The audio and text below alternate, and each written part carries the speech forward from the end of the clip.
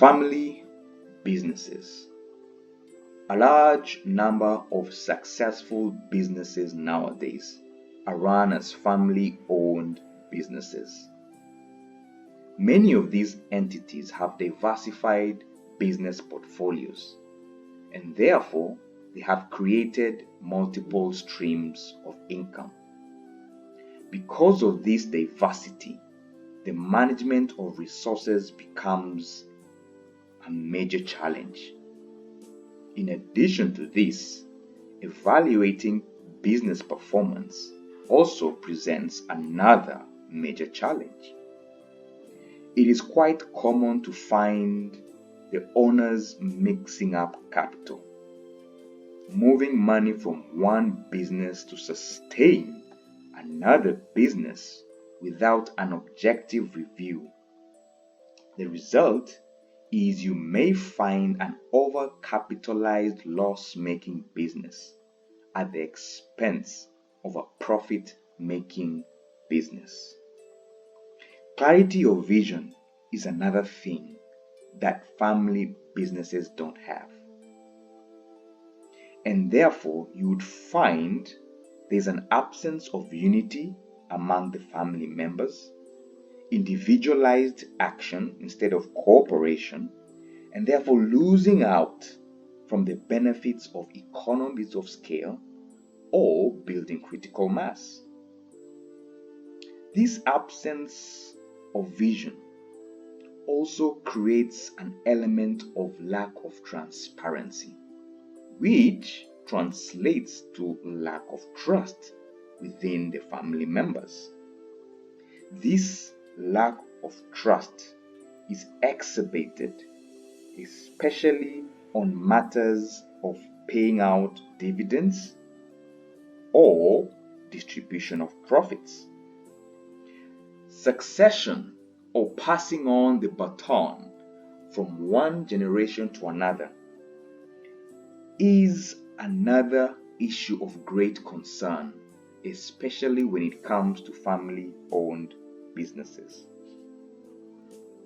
This lack of vision can be seen in the challenges of succession, because most of the family members never get to participate in the running of the businesses or have an individualistic approach in running of the businesses, and this contributes to the plague of succession.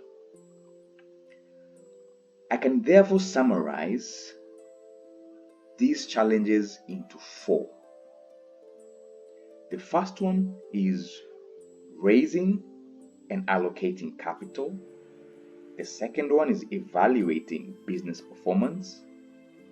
Third is dividend payout and distribution of profits equitably. And lastly, succession.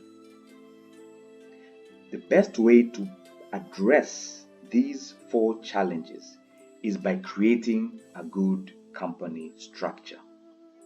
The first thing that a company structure will address is the accommodating of different interests for each family member and bring these interests under one roof.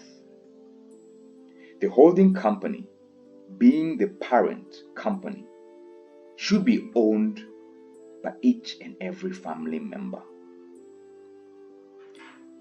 Thereafter, you create subsidiaries to house the interests and desires of each and every family member.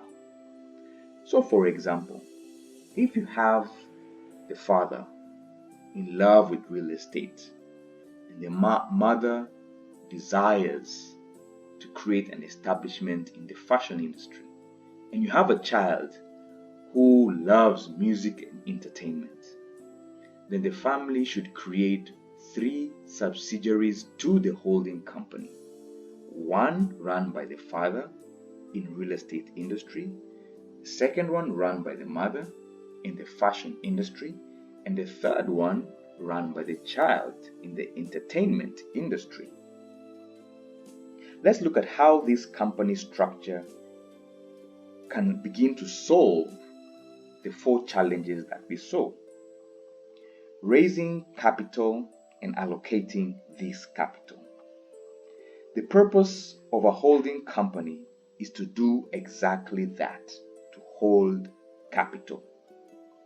The consolidated financial position of all the subsidiaries under one company brings about investor confidence, while at the same time, a strong balance sheet at the holding company level creates a high leverage against debt.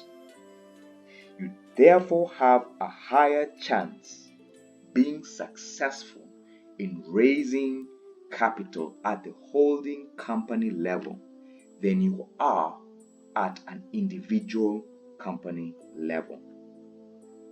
So how does capital move from the holding company level to the subsidiary companies? Using a business case.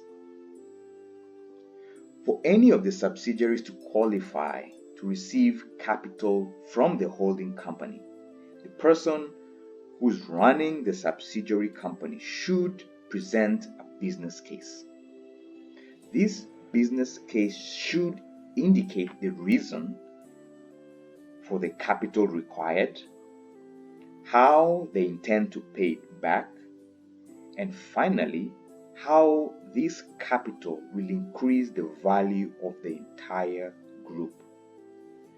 You see, such a criteria removes the element of ambiguity when it comes to allocating capital. It also increases transparency, and it also gives the opportunity for each family member to stand behind of the company that has raised the capital, since everyone gets to win.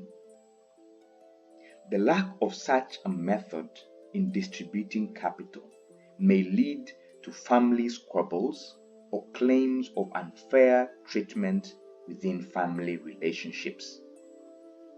Number 2, performance evaluation. Since each family member earns a seat to the board at the holding company level, everybody gets the opportunity to see the financial status for each and every subsidiary. At a board meeting, the family members can discuss and make contributions to each subsidiary about their strengths, weaknesses, opportunities, and threats, including how external market conditions are affecting each company. When every family member has eyeballs on the subsidiary companies, it will help a lot with problem solving, idea generation, and the weight of running one particular company is spread across the family members. The third challenge we saw is distribution of profits. It's important for the family to create an equitable formula that can be adopted by each subsidiary when it comes to distributing of profits. At the subsidiary level, profits should be reinvested back into the subsidiary for growth and expansion. In addition to that, a portion of those profits should be transferred back to the holding company, and this profit begins to create organic capital. This homegrown capital that is seated at the holding company level is the inbuilt financial war chest that later on can be used as capital based on the business case that we just spoke about. This money can also be used as dividends paid to the family members or bonuses. The money that is transferred from the subsidiaries to the holding company can be moved in the form of dividends or in the form of management fees.